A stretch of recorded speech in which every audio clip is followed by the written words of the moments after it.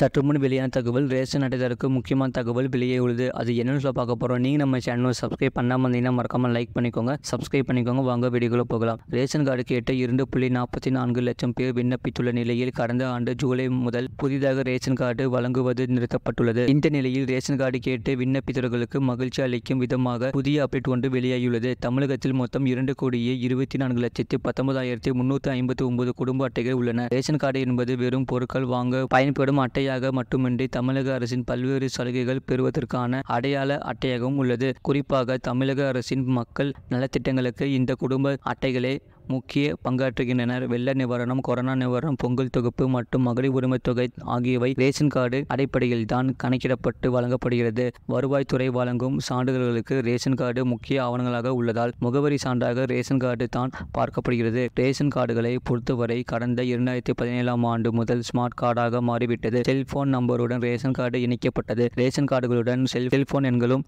இணைக்கப்பட்டுள்ளது. மகளிருக்கு 1000 ரூபாய் வழங்கும் மகளிர் உரிமை தொகை திட்டம் ரேஷன் கார்டு அடிப்படையிலேயே குடும்ப தலைவிகளுக்கு வழங்கப்படுகிறது. மகளிர் உரிமை தொகை 1 கோடிக்கும் அதிகமான குடும்பங்களுக்கு தற்போது வழங்கப்பட்டு வருகிறது. மகளிர் உரிமை தொகை திட்டம் காரணமாக புதிய ஸ்மார்ட் கார்டுக்கு பலரும் விண்ணப்பிக்க தொடங்கினர். அதனால் புதிய கார்டுகள் வழங்குவது தற்காலிகமாக நிறுத்தப்பட்ட நிலையில் தற்போது மீண்டும் ஸ்மார்ட் கார்டுகள் வழங்கும் பணி நடந்தது. கடந்த ஓராண்டில் சுமார் 2,40,000 குடும்பங்கள் ஸ்மார்ட் கார்டுகள் கேட்டு விண்ணப்பம் செய்திருக்கிறார்கள். கடந்த ஆண்டு ஜூலை முதல் புதிய ரேஷன் கார்டுகள் வழங்குவது நிறுத்தப்பட்டது. இதனால் புதிதாக விண்ணப்பித்தவர்களுக்கு குடும்ப அட்டை இன்னும் வழங்கப்படாத நிலையில் லோக்சபா தேர்தல் முடிந்த பிறகு குடும்ப அட்டைகள் வழங்கப்படும் என்ற தகவல் வெளியாகியுள்ளது. இது தொடர்பான உணவுப் பொருள் வழங்கல் துறை அதிகாரிகள் தரப்பில் கூறுகையில், புதிதாக ரேஷன் அட்டை பெற சுமார் 2,40,000 பேர் விண்ணப்பித்து இருந்தார்கள்.